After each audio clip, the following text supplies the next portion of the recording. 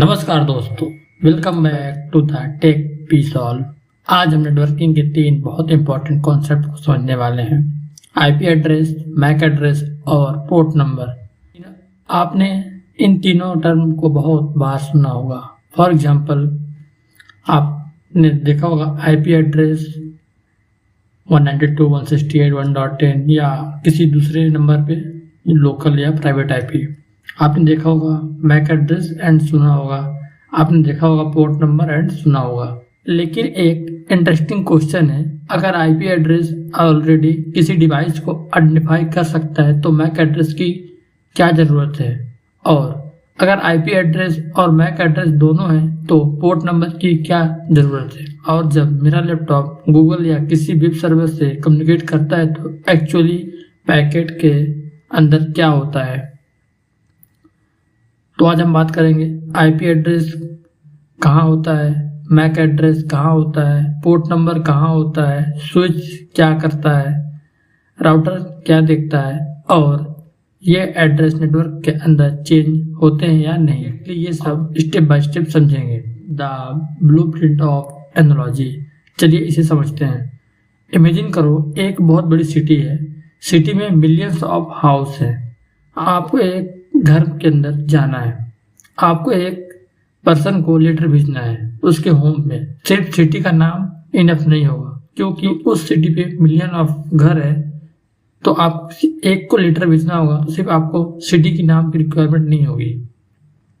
आपको कुछ इंफॉर्मेशन चाहिए होगा, कौन सी बिल्डिंग के अंदर कौन सा पर्सन, एक्चुअल डिलीवरी किस लोकेशन तक करनी है।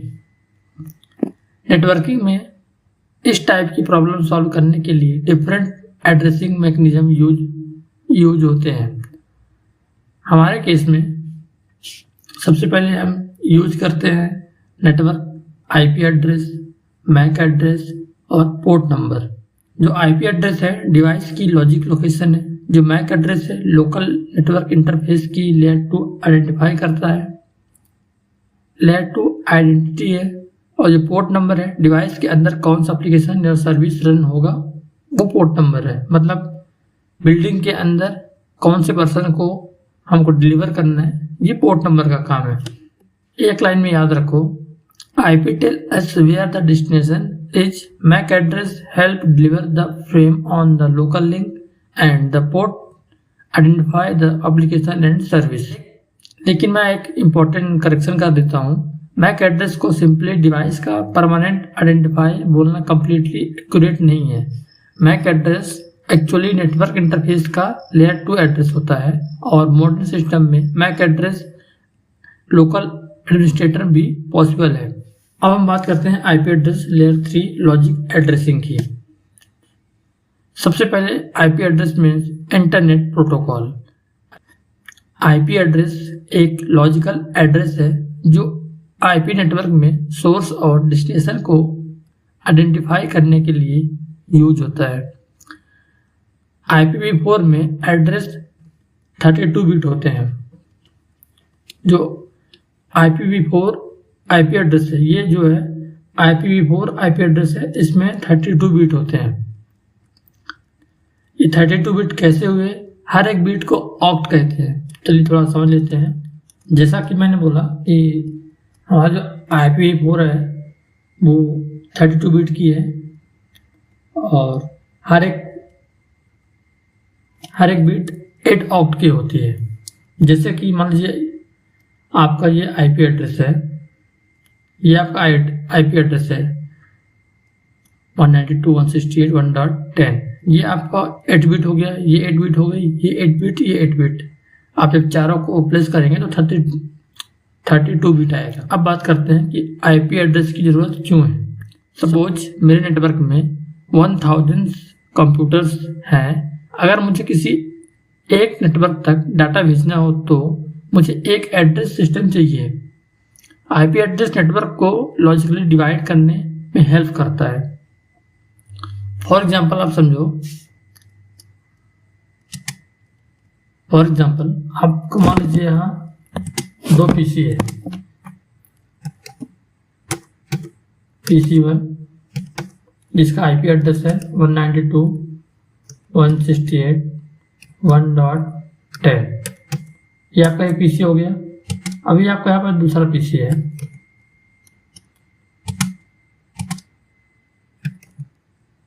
PC2, इसका आईपी एड्रेस है 192.168.1.20। ऐसे ही आपके पास थाउजेंड्स ऑफ कंप्यूटर्स है, जहाँ कुछ प्रिंटर्स भी हो सकते हैं, राउटर भी हो सकता है, स्विच भी हो सकती है, बहुत सारी चीज़ें। अब आपको डाटा सेंड करना है यहाँ से यहाँ। यदि ये आपके पास से उसका एड्रेस नहीं हुआ कंप्लीटली, तो आप कैसे शेयर कर पाएंगे? इसके लिए हमारे पास आईपी एड्रेस होना बहुत ज़रूरी है। चलिए और आगे बात करते हैं। तो यहाँ पे राउटर की भी एक बात समझ लेते हैं। अब राउटर और होस्ट अंडरस्टैंड कर सकते हैं कि कौन से डेस्टिनेशन लोकल नेटवर्क में है और कौन सा डेस्टिनेशन रिमोट नेटवर्क में है। जैसे मैंने बताया आपको, मान लीजिए यहाँ पे एक राउटर है, ठीक है,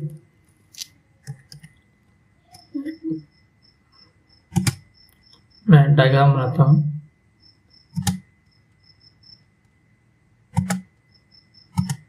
मान लीजिए यहाँ पे एक राउटर है, सॉरी डायग्राम तो ऐसे ही बनेगा, मेरे से ज़्यादा प्रैक्टिस नहीं है। यहाँ स्विच है और यहाँ बहुत सारे कंप्यूटर्स हैं, ठीक है। सॉरी डायग्राम मेरे से ज़्यादा अच्छे से नहीं बनता, मैं पहली बार ये सब ट्राई कर रहा हूँ, बस पेन नहीं है आज, मैं लैपटॉप पे माउस से कर रहा हूँ तो थोड़ा इशू है। ये आपका राउटर हो गया, ये आपका स्विच हो गया और ये आपका पीसी हो गया,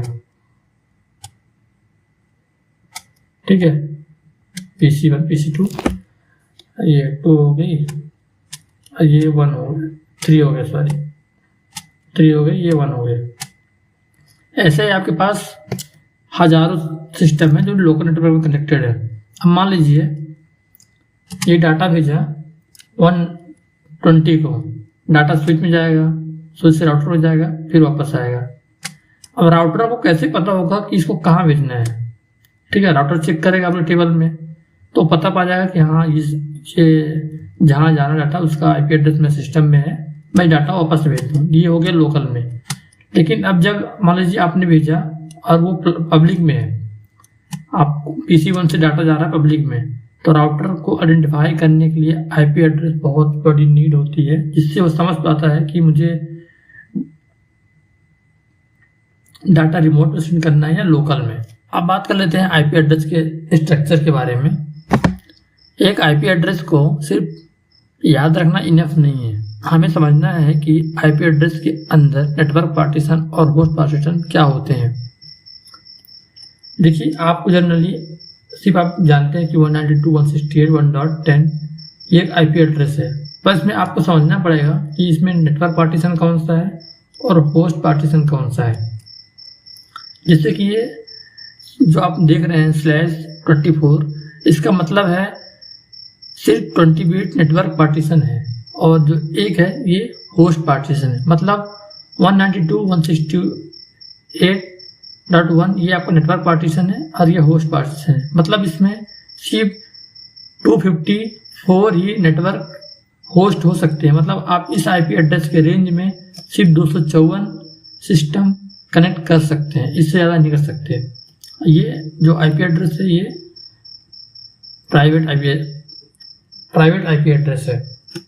और आप जैसे जानते हैं कि आईपी एड्रेस बिट्स के फॉर्म में काउंट होते हैं, तो मैं वो थोड़ा एक्सप्लेन कर देता हूँ ये बिट्स कैसे आते हैं। जैसे आपके पास कोई आईपी एड्रेस, मान लीजिए आपका ये आईपी एड्रेस है, और आप जानते हैं कि कंप्यूटर जो होता है वो 0 और 1 के फॉर्म में समझता है, मतलब बाइनरी फॉर्म में। तो अब डेसिमल को बाइनरी में कन्वर्ट करने का जो फॉर्मूला होता है बहुत सिंपल है। ये बिट्स हैं, ठीक है, ये आपका एक आईपी एड्रेस है, इनको जब काउंट करोगे तो 192 आएगा जहाँ से स्टार्ट होती है। लेकिन एक्चुअल में डेसिमल से बाइनरी कन्वर्ट कैसे करते हैं वो देख लेते हैं। मान लीजिए आपका ये डेसिमल है जो सिस्टम यूज करता है कंप्यूटर। जब बाइनरी कन्वर्ट होती है तो जब 2 की पावर 0 होती है तो 1 आता है, 2 की पावर 1 आती है तो 2 आता है, 2 की पावर 2 आती है 4 आता है। ऐसे ही ये कंटिन्यू चलती जाती है 2 की पावर में, और वो डेसिमल में कन्वर्ट होती है बाइनरी से, उसी का यूज करके मैंने ये निकाला है। जैसे मान लीजिए हमको 10 काउंट करना है, तो अब 10 काउंट कर लो। इधर आ गया 1 3 7, ऐसे नहीं करेंगे अपन 8 और 10, तो यहाँ पे है 0 2 0 8, ये हो गया 10, ये हो गया 10। ऐसे काउंट करके ये 32 बिट बनता है। और ये IPv4 के लिए है, IPv6 अलग है, वो उसकी हम बात करेंगे। अब बात करते हैं प्राइवेट IP और पब्लिक IP की। क्या हर कंप्यूटर का इंटरनेट पर यूनिक IP एड्रेस होता है? इसका आंसर है नहीं। होम और ऑफिस नेटवर्क में commonly private IP address use होता है। RFC 1918 के according 3 major private IP address range में आते हैं। मैं आपको बताता हूँ कि प्राइवेट IP एड्रेस कौन कौन से होते हैं जो रेंज में है, ठीक है। स्क्रॉल करते हैं। जो फर्स्ट क्लास की IP एड्रेस है ये है क्लास A।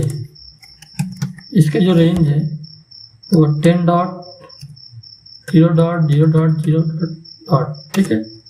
और इसकी जो रेंज है लास्ट में यहाँ अपन लकीर की देते हैं, ये जाएगी यहाँ तक, ठीक है।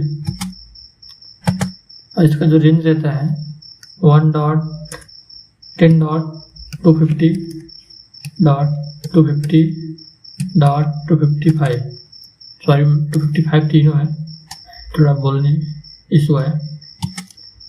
एंड जो क्लास B है,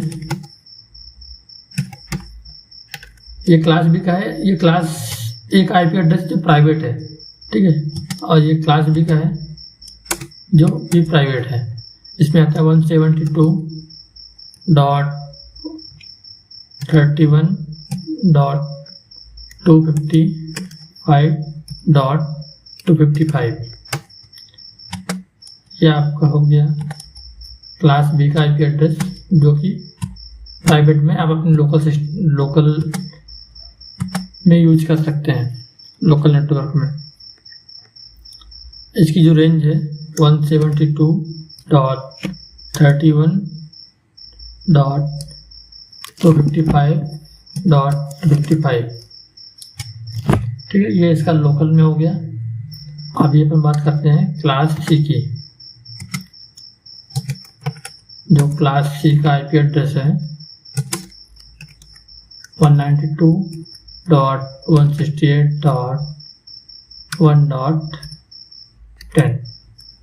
यहाँ पे 0 भी लगा सकते हैं, कोई दिक्कत नहीं है। यहाँ पे 0 से आप स्टार्ट कर सकते हो, 0। जो इसकी रेंज है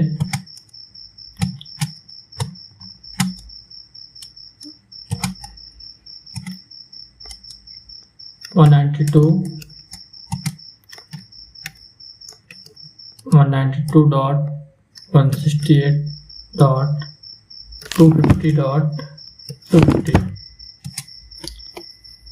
ये इसका प्राइवेट IP है जो इनके रेंज में या अपने लोकल सिस्टम में IP दे सकते हो। इनसे बाहर आपको IP एड्रेस असाइन करने का मौका ही नहीं मिलेगा, ये भी असाइन होने नहीं देगी, क्योंकि फिर सारे private IP address, public IP address जो अभी बचते हैं, फिर सारे पब्लिक IP एड्रेस हैं जो इसके अलावा बाकी हैं, और कुछ रिजर्व IP एड्रेस हैं जिनको आप यूज नहीं कर सकते हैं। तो आप मान लो एक एग्जांपल ले लेते हैं, मे बी। तो हम एक एग्जांपल लेते हैं। मान लीजिए मेरा लैपटॉप का IP एड्रेस ये है, फ़ोन का ये है, एंड प्रिंटर का ये है, ठीक है। ये एड्रेस इंटरनेट पर ग्लोबली रीचेबल नहीं होते हैं। मान लीजिए आप डायरेक्ट कहीं किसी दूसरे सिस्टम में बैठे हैं, मान लीजिए आपका एक लैपटॉप आपके रूम में, दूसरा लैपटॉप आपके ऑफिस में, तो आप डायरेक्ट कनेक्ट नहीं कर पाएंगे। आप अपने लैपटॉप को अपने ऑफिस से कनेक्ट नहीं कर पाएंगे इंटरनेट के थ्रू डायरेक्टली IP बेस में। ये उसके लिए आपको LAN केबल चाहिए होगी। तो यहाँ पे जब आपको अपने सिस्टम को कनेक्ट करना होता है तो वो कनेक्ट होगा एक राउटर के through. Router generally net use करता है। आपको पता होना चाहिए कि राउटर नेट यूज करता है। नेट यूज के थ्रू वो प्राइवेट आईपी एड्रेस को पब्लिक इंटरनेट एड्रेस के साथ ट्रांसलेट करता है। फॉर एग्जांपल मान लीजिए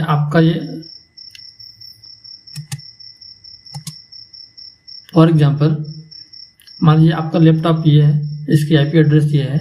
अभी आपको अपने सिस्टम को कनेक्ट करना है, तो आप कनेक्ट करेंगे राउटर के थ्रू।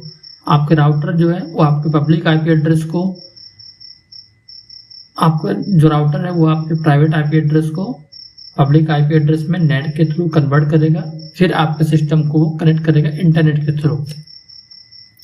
चलिए अब बात करते हैं अपने मैक एड्रेस की, कि मैक एड्रेस क्या होता है, मैक एड्रेस की जरूरत क्यों पड़ी, और मैक एड्रेस कहाँ कहाँ यूज होता है।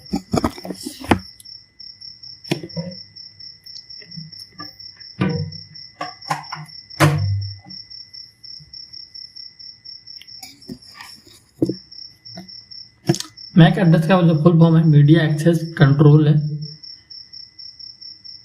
इथरनेट नेटवर्क में मैक एड्रेस जनरली 48 बिट का होता है। जो मैक एड्रेस है वो 48 बिट की होती है। आईपी एड्रेस जो है IPv4 वो 32 बिट की होती है।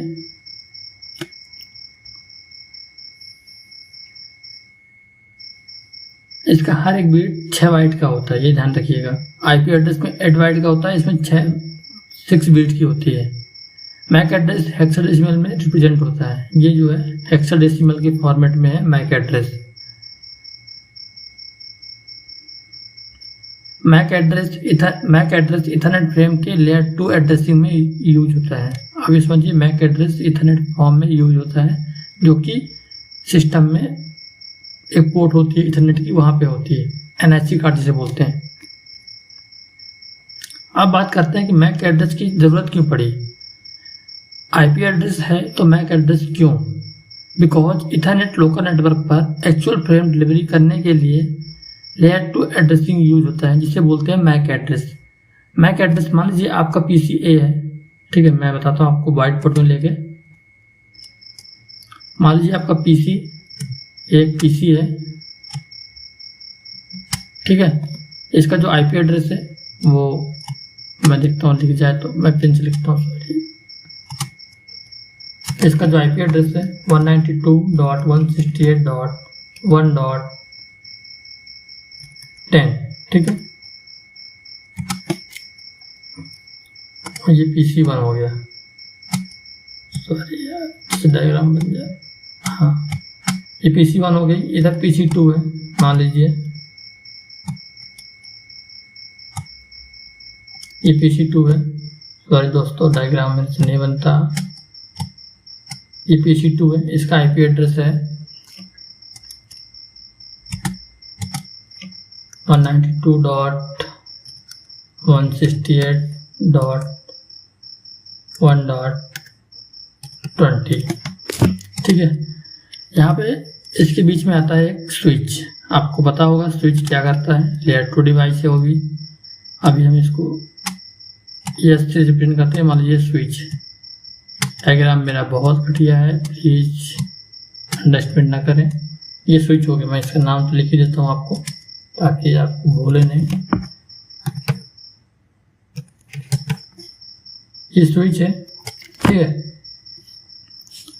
अब PCA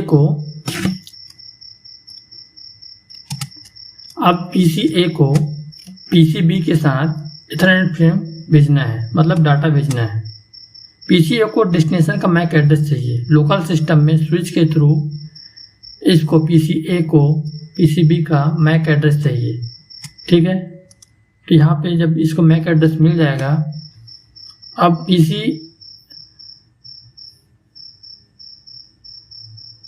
IPv4 का plus Ethernet environment, IPv4 plus Ethernet environment में ARP एड्रेस लिस्टेशन आईपी एड्रेस को कॉरेस्पॉन्डिंग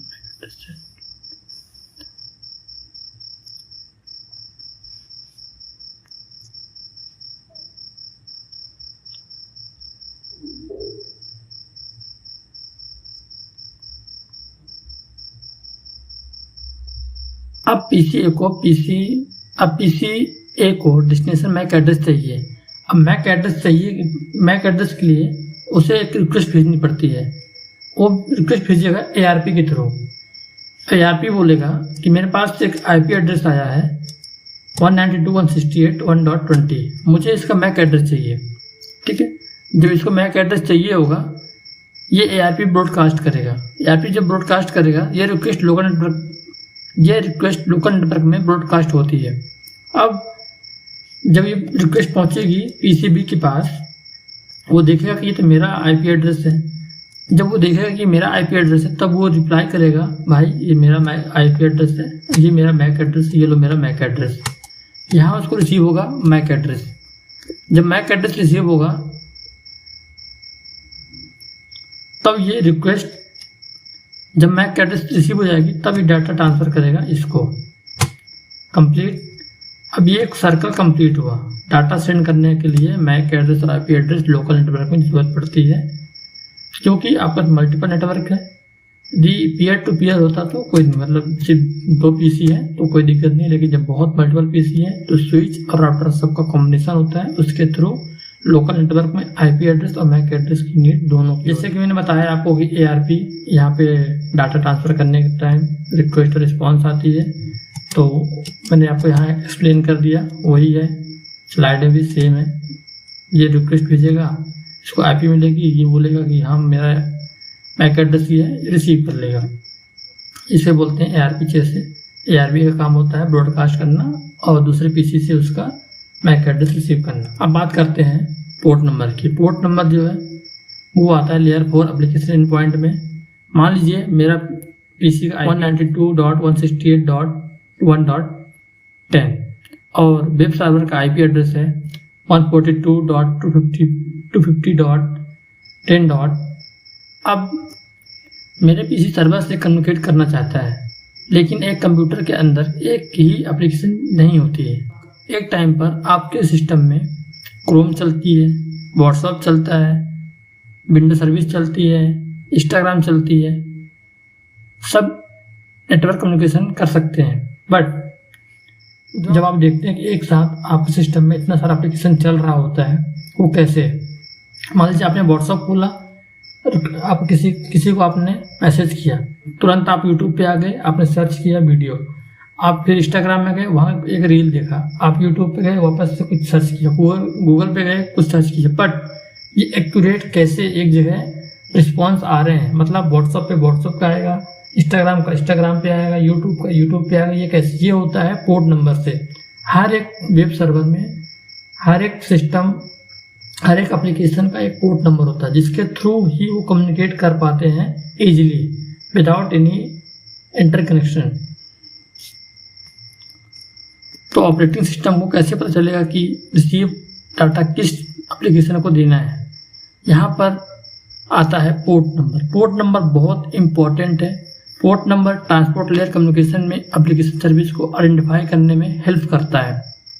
फॉर एग्जांपल HTTPS का जो पोर्ट नंबर है 443 है, DNS का है 53 है, SH का है 22 है, HTTP का है 80 है, TCP UDP ये ट्रांसपोर्ट लेयर में यूज होते हैं। मैंने इस पर डिटेल वीडियो बना के अपलोड कर दिया है।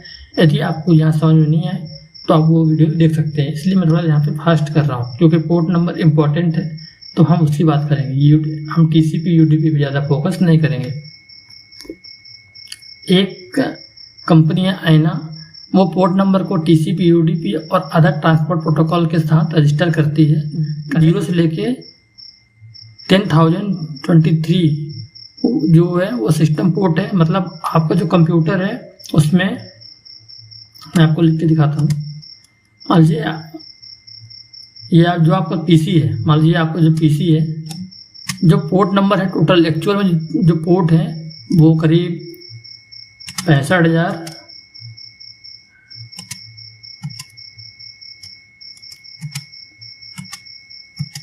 जो एक्चुअल पोर्ट नंबर है अभी टोटल पूरे प्रेजेंट है, तो वो करीब 65,535 पोर्ट नंबर अवेलेबल है मार्केट में। ठीक है, लेकिन वहीं पे 0 से लेके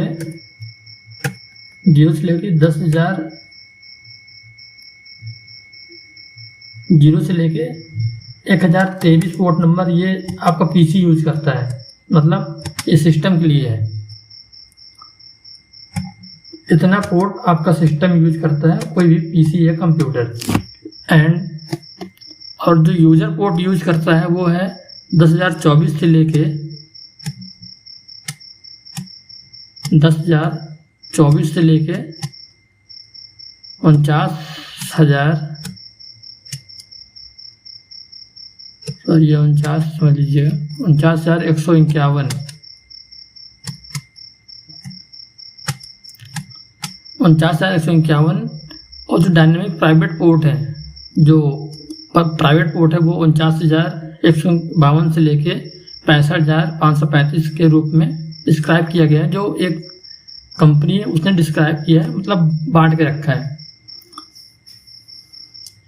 अब चलिए चलते हैं स्क्रीन पर। अब बात करते हैं सोर्स पोर्ट और डेस्टिनेशन पोर्ट, दोनों में फ़र्क क्या होता है, ये कैसे काम करते हैं। सपोज करो आप कि आप क्रोम से HTTP वेबसाइट ओपन करते हो, ठीक है। आपका IP एड्रेस है 192.161.10। आपके सिस्टम का पोर्ट नंबर है, जब आप क्रोम ओपन करते हो तो आपके सिस्टम में जो पोर्ट नंबर है 151524 है, ठीक है। ये आपका क्लाइंट हो गया। एंड अब आप गूगल सर्च कर रहे हो, मान लीजिए गूगल का IP है ये 203.0.113.50 और उसका जो पोर्ट नंबर है 443 है। डेस्टिनेशन का पोर्ट नंबर ये हो गया। यानी अब आप जो कम्युनिकेट कर रहे हो, मान लीजिए आपने यहाँ पे सर्च किया गूगल में कोई भी वेबसाइट, ठीक है, तो जब वो रिक्वेस्ट आएगी गूगल की तरफ से तो आपके इस पोर्ट में आएगी। मान लीजिए आपने ब्राउजर में 2 टैब खोल रखे हैं, पहला गूगल का हो गया, दूसरा इंस्टाग्राम का हो गया। आप गूगल में कुछ सर्च कर रहे हो तो जो पोर्ट नंबर रिक्वेस्ट भेजेगी इसको उस वेबसाइट के लिए, वो वेबसाइट जो रिप्लाई आएगा तो इसी पोर्ट पे आएगा, ना कि दूसरे वाले टैब के वाले पोर्ट में आएगा। ये बहुत इंपॉर्टेंट है। एक आपका क्लाइंट पोर्ट हो गई, ये सर्वर साइड पोर्ट हो गया। क्लाइंट, जब क्लाइंट सर्वर साइड में कुछ सर्च करता है तो सर्वर उसी क्लाइंट को वापस से रिस्पॉन्स करता है। इंपॉर्टेंट बात एक है, समझ लीजिए आप, पोर्ट नंबर खुद एप्लीकेशन नहीं होता, port number transport layer and point identification में यूज करता है। अब बात करते हैं, अब तीनों का देख लेते हैं हम कि जो IP एड्रेस है वो लेयर 3 पे होती है, मैक एड्रेस जो है वो लेयर 2 पे होती है, पोर्ट नंबर लेयर 4 पे होती है। लेयर 3 का मतलब नेटवर्क लेयर, लेयर 2 का मतलब data link layer and layer 4 का मतलब ट्रांसपोर्ट लेयर, ठीक है। लॉजिक एड्रेस होती है, लोकल लिंक फ्रेम डिलीवरी के लिए होती है। एप्लीकेशन सर्विस एंड पॉइंट होती है, जहां सर्विस को एक्चुअल में डाटा ट्रांसफर होती है पोर्ट नंबर के थ्रू। ये 32 बिट की होती है, ये 48 बिट की होती है, 16 बिट की होती है। एग्जाम्पल आपके सामने है, IP एड्रेस 32 बिट के फॉर्म में होती है, ये IPv4 है। एंड ये मैक एड्रेस है जो हेक्साडेसिमल में है, और ये पोर्ट नंबर है जो 16 बिट की है। हार्डवेयर में राउटर बेस्ड हो सकती है, यहाँ स्विच हो सकता है, स्विच NPC, यहाँ आपका होस्ट OS या ट्रांसपोर्ट लेयर हो सकती है। अब देख लेते हैं packet journey, the packet journey part 1, ठीक है। आप मान लीजिए फिर से हम, ये बहुत बार मैं समझा चुका हूँ बट फिर से एक बार आप जो नए होंगे उनके लिए, आपने PC में कुछ सर्च किया, मान लीजिए आपने अपने ब्राउजर में टाइप किया google.com, वो जाता है आपके लोकल सिस्टम स्विच के साथ, स्विच जाती है राउटर पे, राउटर जाता है लोकल ISP पे, ISP जाता है उस वेब सर्वर में, वहाँ से आपको रिस्पॉन्स आती है, वापस से वही फ्लो करता है server, ISP, home router, switch और PC, ठीक है। एंड अब बात करते हैं यहाँ पे होप आई होप, तो वही है, इस ज़्यादा कुछ खास नहीं है। मैं इन सब के बारे में मल्टीपल बार बता चुका हूँ, मैक एड्रेस की logic, locking, hope I hope. यदि आपको ये सब समझना होगा कंप्लीट ये वाला पार्ट, तो मैंने एक वीडियो अपलोड किया है OSI मॉडल का, आप जाकर उसे देखिएगा। बहुत ही शानदार तरीके से समझाया मैं कि होप बाई होप कैसे वो वर्क करता है, ठीक है। एंड जहाँ छोटा सा नोट्स है मैक एड्रेस के बारे में, MAC tells the local network where to delivery the frame, IP tells the network where the packet needs to go, and the port tells the destination device which service should receive the data.